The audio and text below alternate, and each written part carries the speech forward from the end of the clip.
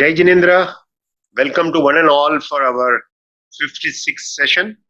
Good morning to our viewers from US and from Canada. Today, I'm been very fortunate and very happy on Jain Talks. We have a very special person, Dr. Shobha, might have become a known face, a proud mother of Wing Commander Abhinandan Varthaman. आप सब लोगों को मालूम होगा आज मेरे लिए बहुत ही खुशी का दिन है। एक ऐसे पर्सन आज हमारे जैन टॉक्स पे है जिनका नाम डॉक्टर शोभा जी, जो जो विंग कमांडर अभिनंदन वर्धमान के माता जी है, जिनका you all know he was a prisoner of war in February last year in Pakistan occupied Kashmir. The fame doesn't stop there. उनका इतना ही परिचय नहीं है कि वो उनके माता जी है. Doctor Shobha is highly accomplished doctor from the Jain community and has a relentlessly worked with several organizations like Doctor Without Borders, Operation Smile, Rotary Club and several NGOs. उनका काफी कम्युनिटी जैन कम्युनिटी में काम हुआ है. वो एक ऐसे इंस्टीट्यूट से उन्होंने डॉक्टरेट किया है जिनका नाम royal college of surgeons of England, जहाँ पे लोग सपने देखते हैं कि जाके पढ़ना है, जहाँ से उन्होंने डॉक्टरेट किया है, उनका पोस्ट ग्रेजुएशन किया है. और जैन कम्युनिटी में उन्होंने काफी कुछ काम किया है, जैसे कि doctors without borders different countries में, ऑपरेशन स्माइल, रोटरी क्लब और एनजीओस में.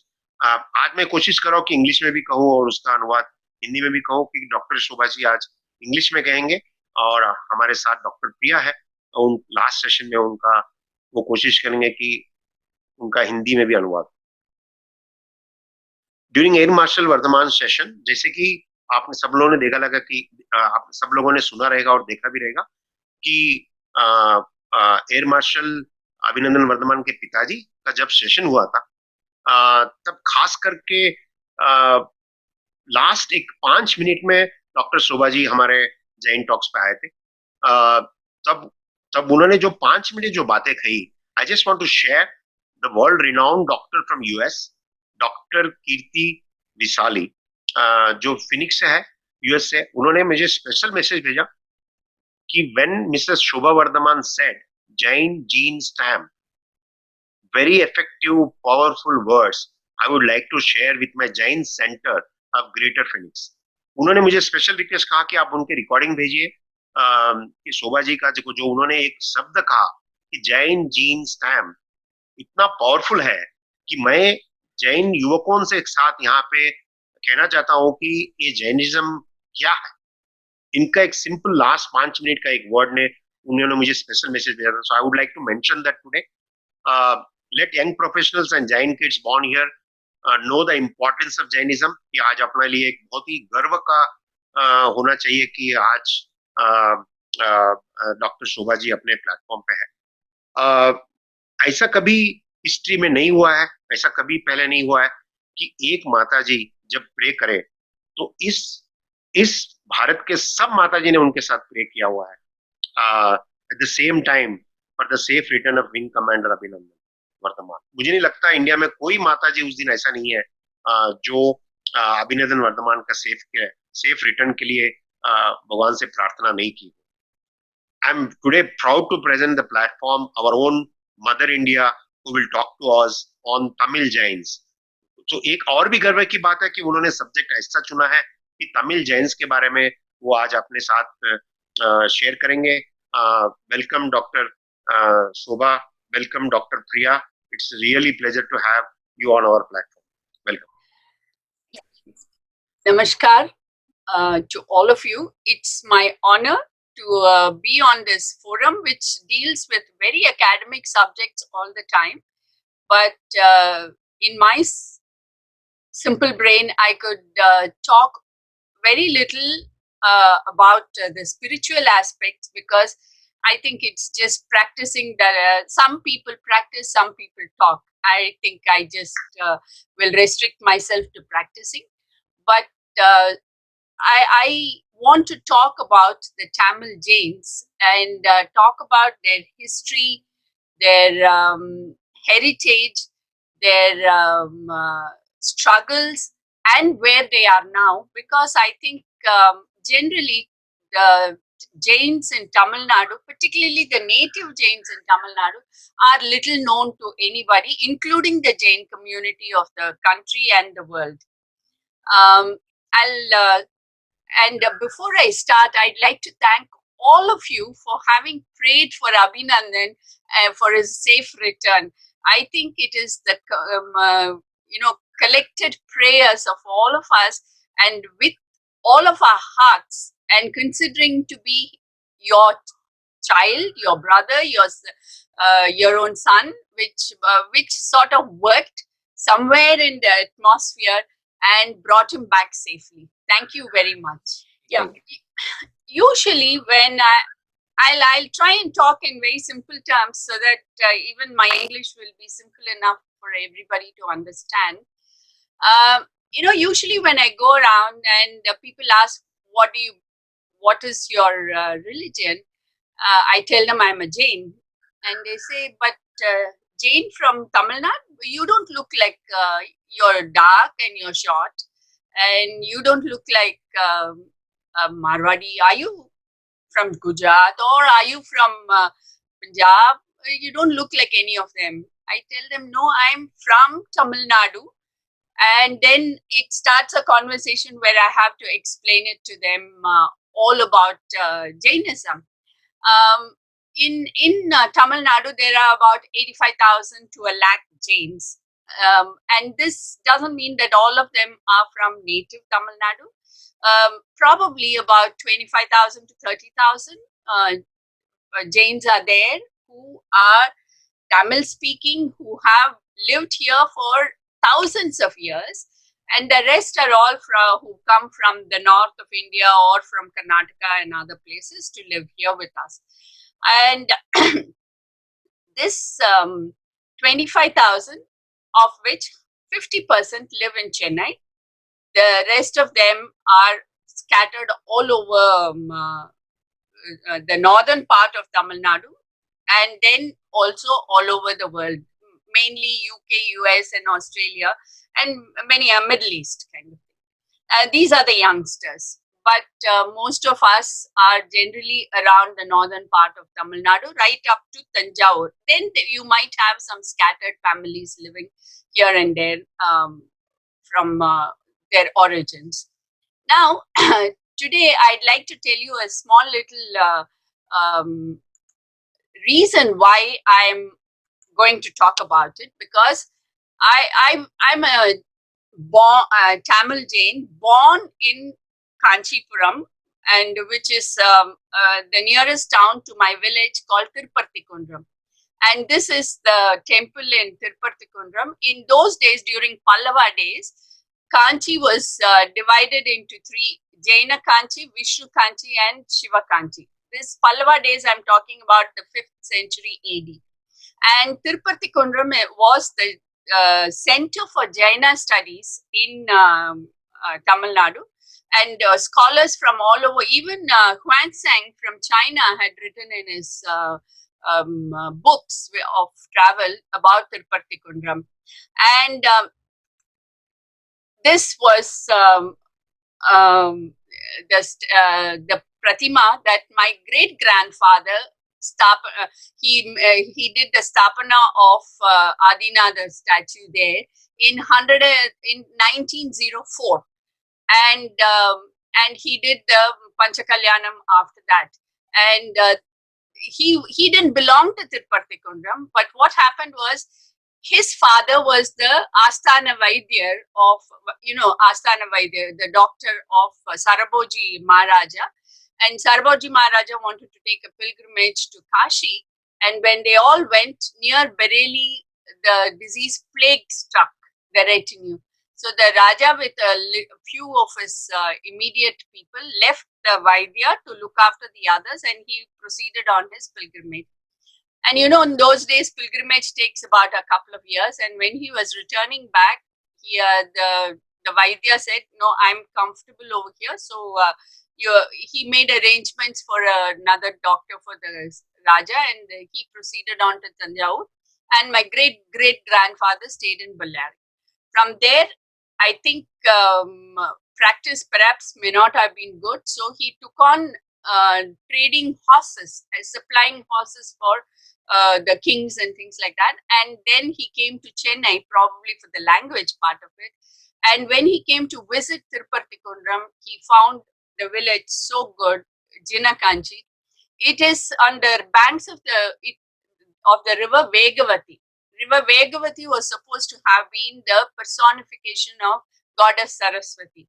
But today the river is dried up, and I thought I'll just mention this small little story for you. And this Pratima was brought from Jaipur in 1900, and he did the Stapana in 1904.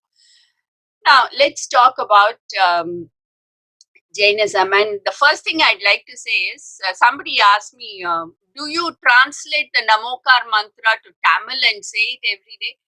No, we say the Namokar mantra as it is in the original language. But the three Ratnas, they have their Tamil equivalents like Natkachi, Nallarivu, and Nallurkam, which is for the general consumption. And the Jains in Tamil Nadu, the native Jains, initially, the evidence for these Jains being in Tamil Nadu came. We can learn from little rock inscriptions and only from the literary works. There are no copper plates. There is a big vacuum about evidence about Tamils in Jain. I mean, Jains in Tamil Nadu.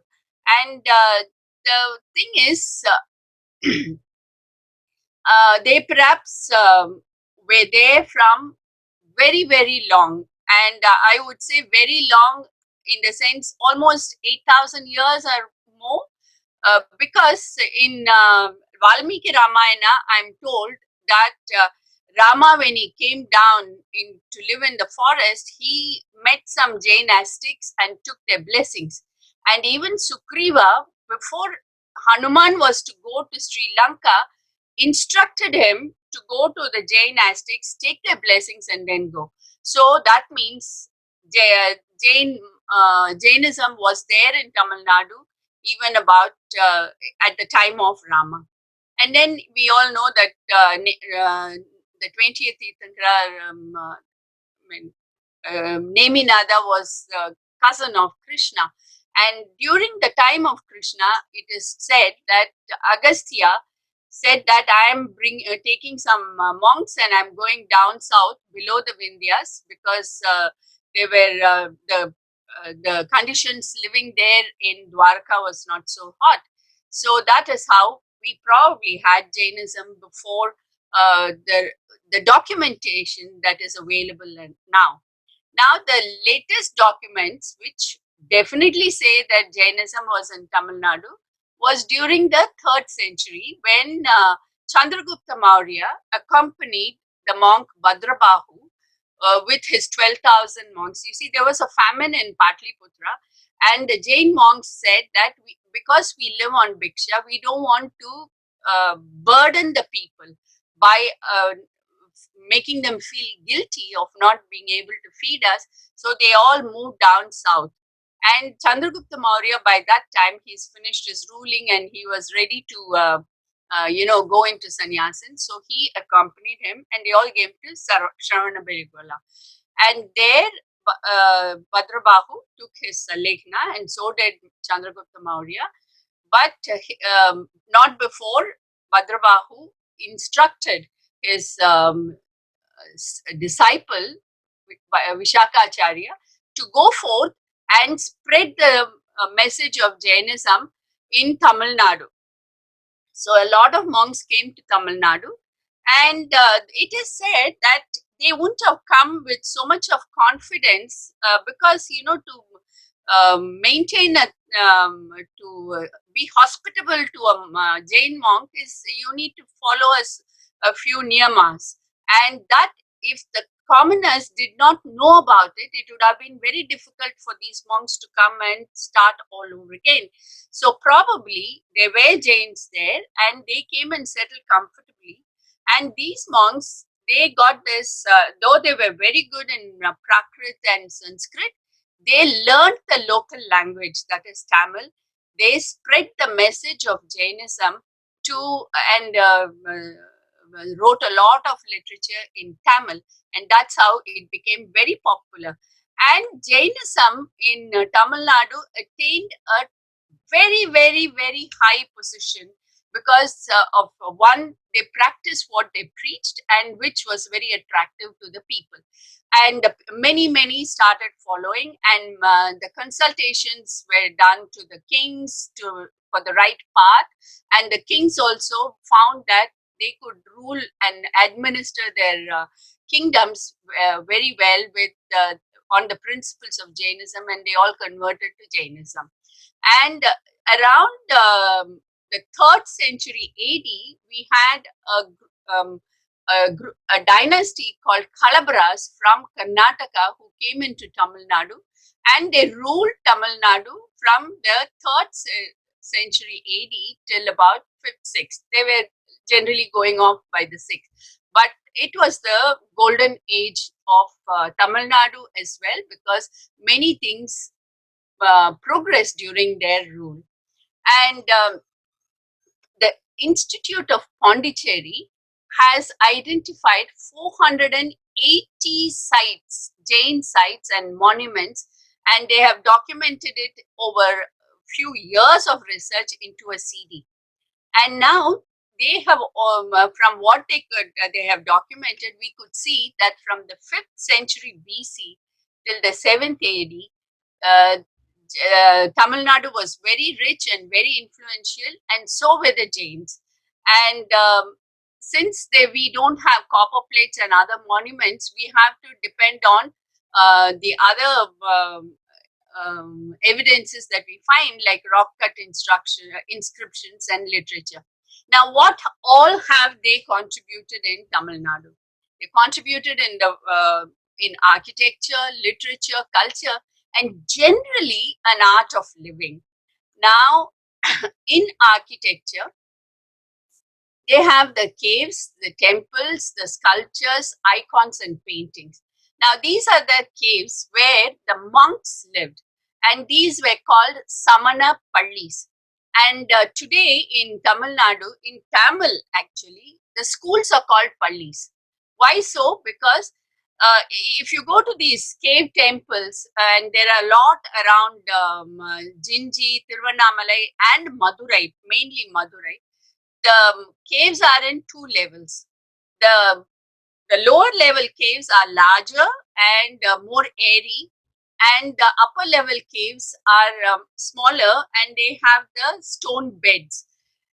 From this, we understand that the monks lived in the upper level, which are more difficult to approach, and they slept on those stone beds. And in the lower level, they conducted schools, and they also looked after the people by giving them medical and other advices.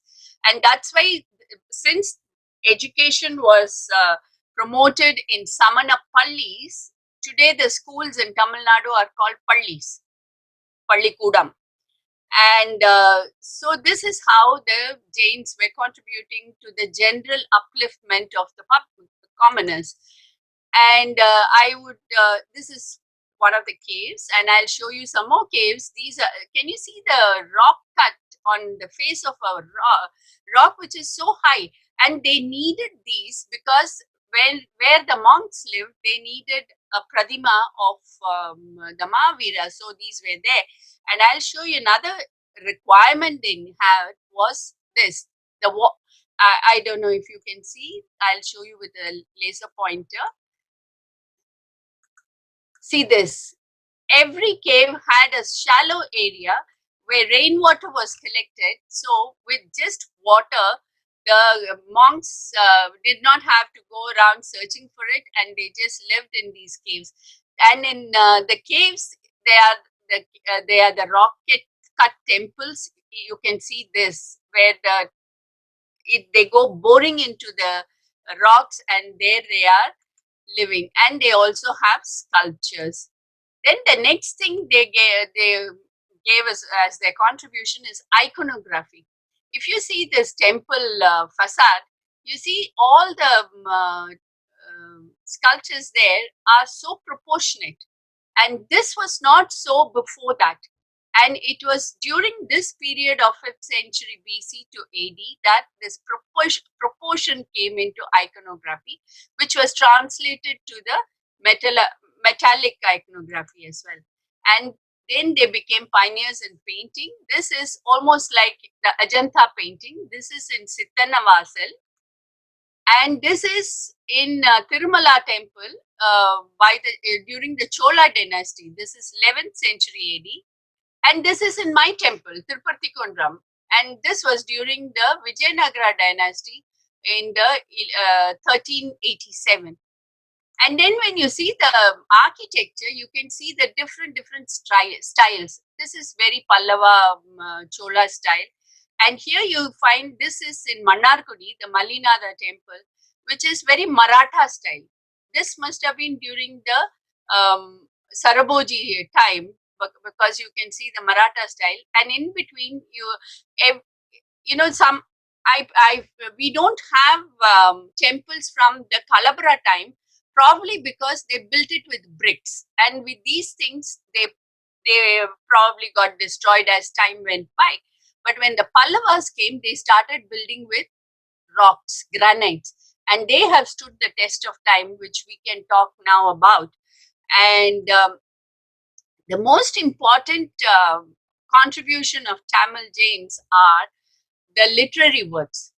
There are about 104 Jain books which we can get now in Tamil language, but unfortunately the references are there, but 52 are destroyed during the conflicts between religions, and 70% of the old Tamil literature has been contributed by the Tamil Jains, and it includes literary works like 26 very highly standardized literary works like Tolkappiyam, Silappatikaram and all, and 20 grammar books, and 14 works on ethics, 9 on music, 7 on mathematics, and 5 on logic.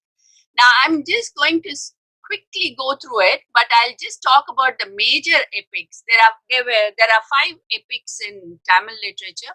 3 of them are the Jaina authors, and 2 of them are the Buddhists, of which we have Silappatikaram. This was written by a prince who is a Jain prince, and Shiva Sindamani and Valayapati. Unfortunately, we've lost Valayapati. We don't have the text at all. And we have the minor epics, and in the literary works, Jains were famous for their lexicon work. Their nigandus means dictionaries and thesaurus, and these are so famous. Even to this day, this Chudamani Nigandu is this Chudamani Nigandu. This one is still being used. And then we have Tolkappiyam. Tolkappiyam probably was written in the 5th century BC, and it's a great grammar work. And in those days, the Jain Munis used to form an association, and it was called Sangha. And so the literary groups they took, that is how the Sangam age has come. We have no evidence of the first Sangam age, but Tolkappiyam is from the second Sangam age. And this word Sangha came from the Jain monks groups called Sangha. And we had 2 Sanghas in Tamil Nadu. One is the Nandi Sangha and the other is the Sena Sangha. And Tolkappiyam is not only a grammar work, it told us about how people lived in those days. And it also told us about how Deepavali, Shivratri and Saraswati Puja were introduced to the Tamil Jains. And it told about the kings, their administration, everything that we needed to know. So it is an art of living that was written in, and all these books, I'm just showing off this by putting these books onto you. But and the other minor literary works are, I'm going to talk only about two of them. One is this Kalingat Bharani. This was written by an Jain called Jain Kondar. This is the only literary work of the Jain which explains in detail of a war. When Kulothunga Soren I went and invaded Kalinga, this Jain monk also went along with him, and he wrote this book called Kalingat Bharani. And the other one is this Nari Vritam. You see, there was an ascetic called Tirthaka Devar. His teacher told him to write a kavyam. Kavyam is a story based on Jain principles. So this Tirthaka Deva said, he said, I'm a monk. I don't know how to write a kavyam. He says, no, you will be able to do it. So you start off. So just as a preview of it, he wrote a book called Nari Viritam. Viritams are poetry kind of thing, and this was the first time it was introduced into Tamil literature. Now, next I'll go to mathematics, and then all these things, the miscellaneous work, and we come to the main thing called Tirukkural. There is an Naladiyar. There is a thing called, in Tamil, there is a saying, Alum Velum Pallu Kurudi, Nalum Irandum Sollu Kurudi. That means in those days, they used to brush their teeth with neem sticks. They used to break it off the neem tree and brush it because it's supposed to give strength to your teeth, and also the banyan tree. So all, that is banyan and neem, are good for your teeth. And Tirukkural is a verse of 1330 verses, each containing only 2 lines. So, and Naladiyar is only 4 lines, and it deals with anything to everything, like from religious, how to pray to God, how to renounce, how to be a good soldier, how to be a good king, how to be a good husband, wife, everything it deals. And so that is Nalum Irandum Sollu Kurudi. And so these are the literatures from which we derive the evidence for Tamil Jains. Now, this Augustan age of this Kalabharas, that was from 150 AD to 500 AD, many literary works were brought about at that time, like Silapadigaram was brought, and this sort of gave us an insight to what the Tamil Jains were. And they were, and at that time, from these literature, we come to know that Tamil Jains at that time in Tamil Nadu were very, very, very rich, and they were in economically viable occupations. Then there was a downfall. We didn't hear much about them thereafter, because at that time the Shaivism and Vaishnavism were fighting to get the attention of the kings, and for them, a king supporting a religion is more important than practicing a religion. And also the people also were in need of a change, because they needed a god. They needed a god which will forgive and give them salvation then and there, not a principle of life which will say that if you don't behave like this, and you will be better off, kind of thing. So there came a thing called Bhakti Movement, which was spearheaded by a few Shaivites called Thirignana Sambandar. And his partner was one guy called Appar, who was initially a Jain. He changed to Shaivism, and then towards a later part of his life, he changed back to Jainism. Anyway, Thirignana Sambandar, through some palace intrigue, got the attention of one king called Koon Pandian. He was ruling Madurai. And at that time, Madurai was the main area where all the Jains were living and the Jain monks were living. And when, through a palace intrigue, he lost faith in the Jain monks, and he ordered all of them to be impaled and killed. And according to history, there is no definite evidence, because no Jain literary work tells, which were written after that, tells anything about it. And some of the Saivite works are telling, and today you will find evidence of it on painted on Meenakshi Temple in Madurai. And so we come to know that 8,000 monks were killed in that period, and there was a big rampage against Jains. The Shravaks, who were living householders who were supporting the monks, were sought after and killed as well. So many of them, what they did was, they changed their surname. Earlier, they were Samanas or Nayanas and Nainars, and so actually, I feel that they didn't have any surname before, but they started taking on surnames.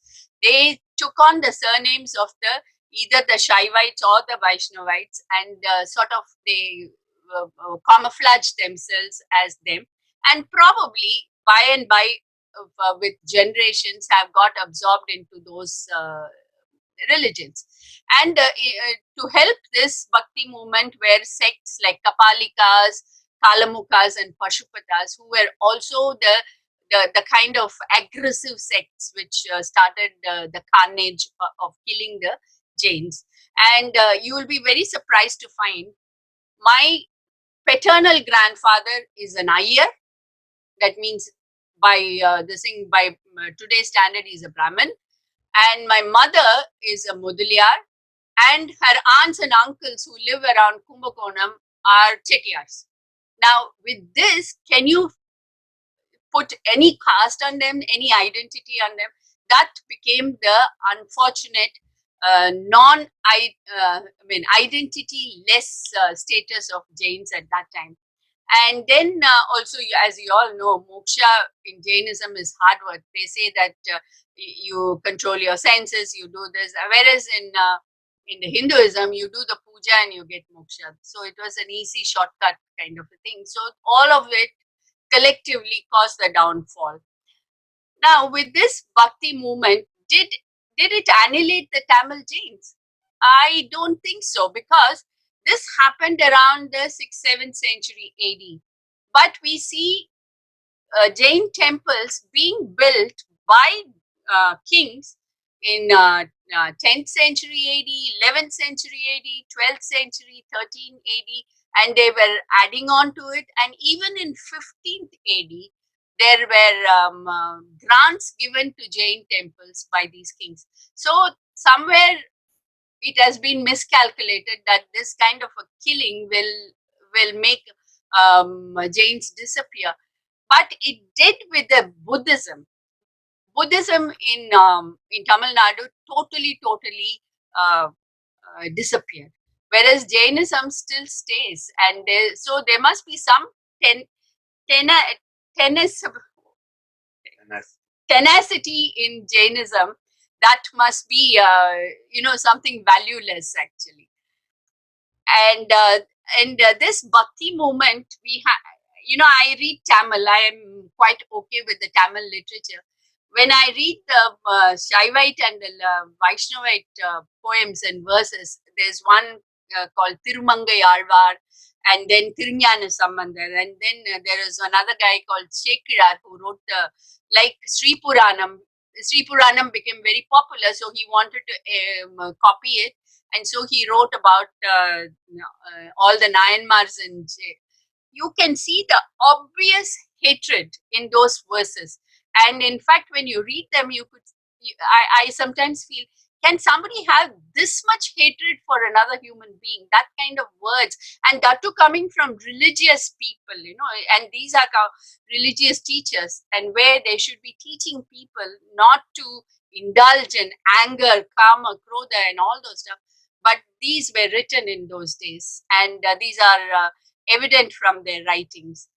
Now, where are the Jains in 20th and 21st century? Yes, many of them, they were landed.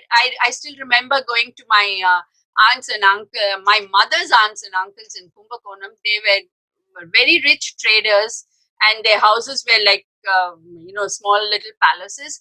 But today there isn't anything much. Many of them went into teaching, and some of them, yes, did very well, but most of them went into teaching, and it's a very agrarian society. But still, the nicest thing about Tamil Jains is the women never lost their capacity to learn. It may not be formal education, but it was non-formal education. They were well versed in all the literary things, be it Prakrit, be it Sanskrit, be it Tamil.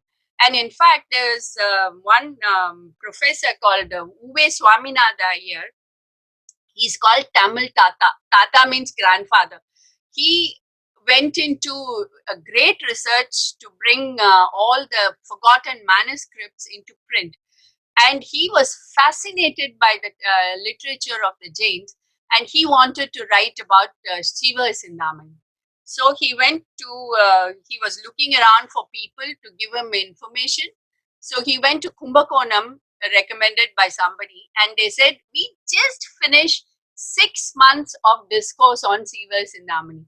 So he was a little disappointed, but they said, this gentleman, he's good and you can talk to him. And when he went to the gentleman, he said, my wife knows it much better than me, so you can ask her. And all this Tamil Tatas, Tamil Pandit, Tamil scholars' doubts were over and above, were cleared by this lady. And he, at that time, Tamil, in fact, in his autobiography, he has about 10 chapters on his association with the Jains. And he had such respect for them. And he says the women knew everything from the basic administration to spiritual treatises of the Jain literature. And now we have all these people. And in this, I would especially like to talk about one particular person. He is larger than life for me. He's called Jiva Bandhu Sripal.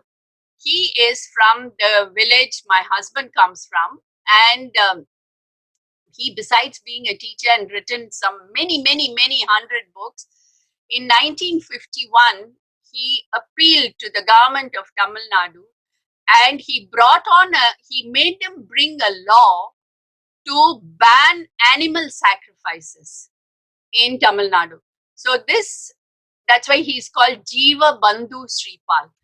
And of course, the rest, the names are there. And is literature the only field they excel? No, we had an IPS, many of them in police. My father was the first lawyer among the Tamil Jains, and we were three girls who were the first doctors amongst Tamil Jains. And the first doctors among Tamil Jains were not men; it was three girls. Then the preferred profession is engineering. Of course, my family is three generations in the defense. Lot of business, and banking is one of the favorite ones. The Lakshmi Vilas Bank chairperson was a Tamil Jain, and a lot of accountants. And now they have become global citizens. And funny that in Indian Constitution it says Hindus are those who are not Muslims, who are not Christians, or who are not Parsis. That means all other religions like Sikhs, Buddhists, Jains are all supposed to be called Hindus. So I remember when I wrote in my application form in school, my religion, even though I wrote Jain, was corrected to Hindu. But I'm told that in 2005 they made an attempt to recognize it as a distinct religion, but I don't know how far it is true. But recognizing as the Jains as a minority status has given a lot of opportunities, and private entrepreneurship has been encouraged. So there are many things which are coming up in Tamil Nadu, and the literacy rate is very high, and the women are equally literate as men amongst Tamil Jains. Now I'll show you a few pictures of the Tamil Jain temples. This is this is 1,500-year-old Adina temple in Chennai called Pural, and when it crumbled, it took on a North Indian flavor. And this is the temple opposite it, which is a newly built one. This is the one in Chennai itself called Mint Street, and this is Karandai. This was called Munigiri, and here a lot of monks lived, and one of them was Akalanga, and he won debates against the Buddhists, and this area, this is about 1,500 years old, and this is the twin temple of Karandai. It is Tirpanamur, and here they have a Grantagara where 10,000 Jain books are there. And this is Tirupati Kundram. And this is the Tirupati Kundram. I mean, I need about 2 hours to talk about Tirupati Kundram because it started as a brick thing in 5th AD, and it went on to till 15 AD to and it developed and developed. And as I told you, it was the seat of Jina learning. And this is the other temple, Chandraprabha Temple. In the main temple, it is Trilokyanadar. That is, Mahavira is known as Trilokyanadar, and these are the paintings on the roofs. And it has Samesaranam, and it has the story of Krishna and Neminada and all. And this is a hall painted by one minister in Harihara and Bukka of Vijayanagara kingdom, and he painted this. Called his name was Irgappa. And now the seat of Jaina learning shifted from Jinakanchi because of lack of patronage to Male Sittamur, and somewhere around the 12th, 13th century AD. And here we have Parshvanatha as the main deity. Now, for Tamil Nadu, the seat of Jaina learning is, and this is the mutt of Jains in Tamil Nadu. This is Tirumalai, built by Kundavi, a Chola princess, who is the, and it has it's called the Shravanabelighola of Tamil Nadu, the largest Neminada statue, the tallest statue in Tamil Nadu is here. And this is in Tirucharanatupalli, Tirucharan Malai. Now it has been converted to a Bhagavati temple. And as I told you, we have so many of these around Tamil Nadu, almost 26 caves and 200 stone beds. And this is what has happened now to Jaina sculpture in Tamil Nadu. As you see here on the left here, the Tirthankara has been converted to an Amman. She's a Devi, and she's been worshipped. So the nicest thing is the Pratima is being worshipped. And I guess it doesn't matter whether the name is a rose or a rose or a rose. It's as long as they are praying, I think we have to be very happy about it. And here there is another one, the Tirthankara temple. I mean, the Tirthankara's image has been converted to a Shaiva with this. I'm almost finished. And now this is where we are finding many statues. And in Chennai, they found one statue in the suburban area when they were building a house, and they wanted to take it to the museum. But the localites said, no, this God has looked after us, so we want him in our area looking after us. So they've given him a space. This is a Ganesha temple.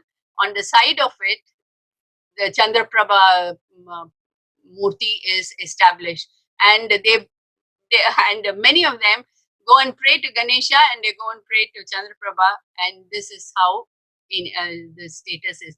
But unfortunately, many of these rock cut temples are all falling prey to quarrying, and many of these have been taken over by archaeological department of India, but unfortunately they are not being maintained very well. but the Jains in Tamil Nadu are taking a lot of interest. There are, and the non-Jains also. There is a group called Green Walk in Madurai, who are Tamil literature fans and Tamil history fans who are joining with the Jains, and they are looking after it. And there is another one called Ahimsa Walk, who go around searching for these, and when they find a pratima, they sort of make a temple and look after it. Thank you for your patience. If you don't mind, Priya, would you like to quickly? I mean, it's very, very challenging for you to summarize this quickly in Hindi, but I don't mind if you can just make a attempt, please, and then I have few questions. Definitely, and I'm sure. I think मेरे को ही goosebumps आ रहे हैं. I myself, the whole experience of listening to you, ma'am. Let me speak in Hindi because we have a lot of Hindi listeners here. पहले तो ma'am आपका जो ज्ञान का भंडार है तमिलियंस इन जैनिज्म इन तमिलनाडु, वो सुन के ही मैं I am so totally shocked and मैं अमेज्ड हूँ कि आपका इतना नॉलेज है और आपके pictures have made a huge impact on me. I mean of course your knowledge और आपकी जानकारी तो है ही, बट पिक्चर्स देख के भी बहुत बहुत इम्पैक्ट हुआ है. एंड लिटरली मैंने इमेजिन नहीं किया था कि इतना रिच कल्चर है, इतनी सारी बातें हैं. There is so much of history which you have shared with us, and it personally for me it made me realise, मुझे ये अनुभव हुआ कि कितना हमको संस्कारी और ये कल्चर हमको मिला है by birth. And we don't know so many things about our own religion, which has been there for so many centuries. And आपने जो पूरा जर्नी आपने शुरू से लेके like Krishna from the Krishna भगवान के टाइम, रामा के टाइम से, जो नेमिनाथ भगवान के टाइम से आपने जो पूरा you have made us go through the whole history, पूरा हिस्ट्री आपने जो दिखाया है अभी तक का till 21st century. It's amazing. थोड़े ही समय में पूरा आपने एक अच्छा शॉर्ट फिल्म दिखाया of Jainism in Tamil Nadu, and जो पूरा कंट्रीब्यूशन है, rich contribution in terms of आपने दिखाया कि आर्किटेक्चर में, लिटरेचर में, कल्चर, जो बड़े बड़े एपिक्स लिखे गए हैं वो आपने सब डिटेल में हमको दिखाया, आपने समझाया. एंड सबसे इम्पोर्टेंट 2-3 जो मेरे लिए टेक अवेज थे, एक तो था कि लाइक हमारे धर्म में हमेशा कोई भी जीव को कितना महत्व दिया है. इसीलिए एट वन टाइम एक मॉन्क थे जिन्होंने एनिमल्स क्रूएल्टी को के लिए अगेंस्ट लॉ के बारे में भी उन्होंने वो बताया था. एंड सेकंड आपने जो बताया कि विमेन को कितना इम्पोर्टेंस दिया गया है, अब हमारी रिलीजन में कितना एजुकेटेड थी women even in those days. उस समय पर भी महिलाएं कितनी पढ़ी लिखी थी, उनको कितनी जानकारी थी. मे बी उनके पास डिग्री नहीं होगी, बट वो कितनी उनको नॉलेज और जानकारी थी. एंड मुझे बहुत गर्व हुआ सुन के कि आपने भी वो कैरी ऑन किया. आप डॉक्टर बनी है फर्स्ट, आपके जनरेशन में आप डॉक्टर बनी है. आई एम रियली, मैं बहुत आभारी हूँ आपके कि आपने समय निकाल के आपने इतना अच्छा नॉलेज हमारे साथ शेयर किया, एंड स्पेशली इतने सारे पिक्चर्स आपने हमको दिखाए. It was amazing. एक बहुत ही खूबसूरत अनुभव रहा मेरे लिए. एंड आई थिंक मैं दर्शकों की तरफ से भी ये कहना चाहूंगी कि thank you so much ma'am. We are really really happy to, बहुत खुशी हुई ये सब हमको जान. Very well, Samita, Priya. I know it's challenging to keep it up what she has explained in such a short time. Dr. Rasmiji, I'll just take few more minutes if you can permit. I have some questions which I can't resist myself to ask Dr. Shobha ji. I am sure wherever you come to Bangalore, I will have a lot more questions. But in today's session, I just have one question. I've been very inquisitive about this place called Vedal in North Arcot, where lot of Shramana and Shramanis were not Shramanis were the students, and I believe it was the first women's university in Tamil Nadu 1600 years before.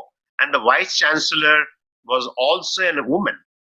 I mean, I know from Harvard they included the MBA 50 years before to become a woman MBA, but we had an university which is for all women 1600 years ago, and that is the reason why a lot of women in Jain communities is well literated. And do you have to say a few things on Vedal and the North Arka? Uh, Thank you very much. It's a very nice question. I don't know how I missed saying that, but talking about Tamil Jains and everything that I have to say will take about a couple of hours actually, or much more. We need to have a day seminar, I think, with many scholars. Yes, you see, the thing is, a lot of monks and have come. Have been here, and many of them were in around Madurai. In fact, the first nunnery was in around Madurai. Somewhere there are about 7 or 8 hills in Madurai, and in that the monks lived. But at the foothills of these monks, they had these nunneries, and this was much earlier than the North Orchard one. But then this just goes to show that women have been educated and given a place of equity in Jainism actually. And though they have in every, when we go and meet our teachers in these temples, when they come to give, everybody keeps asking, why cannot women achieve moksha? Why can they not become a Tirthankara and things like that? But then one doesn't have to become I mean, they have been given opportunities by Jains, and the monks didn't think that they were not worthy enough for these kind of progress in life actually. Thank you so much. I have a very quick one question before one of the panelists is very keen to come and at least say hello to you and ask a question.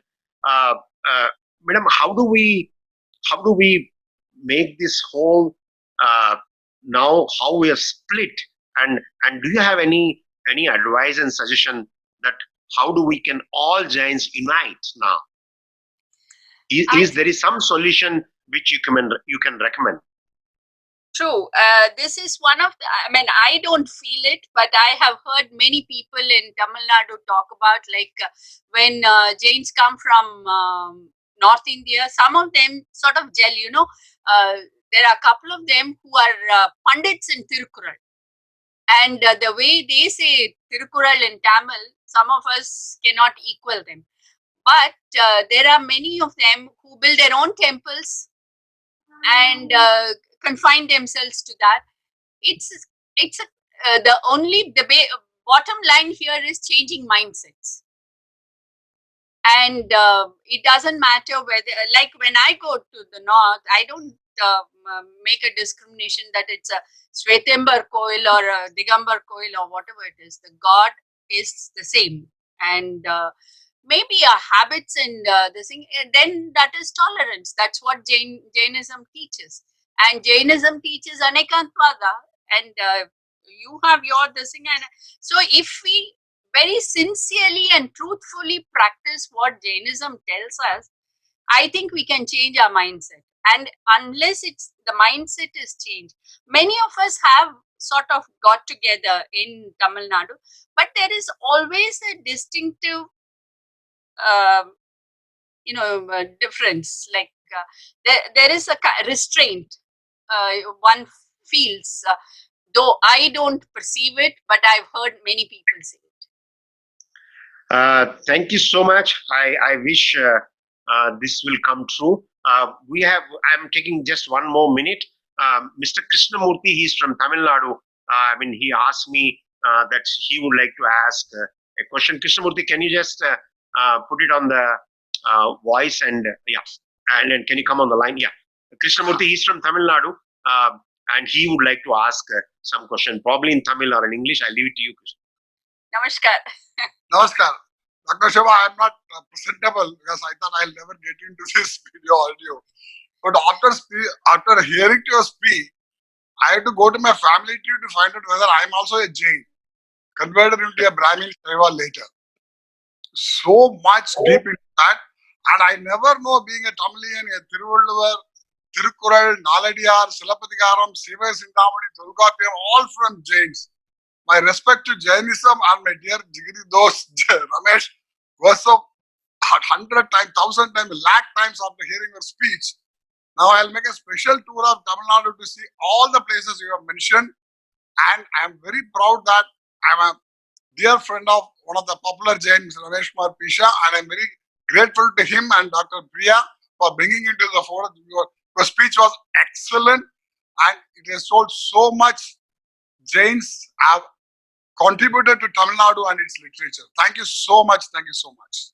Thank you. Thank you, sir. And you probably would have been one because some of them changed into Neerpursi Vellalars, Saiva Vellalars. And in fact, in Jinji, there are families where the girls have been given into marriage with the Vellalars. The woman follows Jainism and the man follows his Hindu religion actually. So there are many like that in Tamil Nadu. I think all of it came out of the carnage that they were fearing their lives. Thank you so much, Doctor. Thank you so much. You. Very Thank you. inspirational. Very inspirational.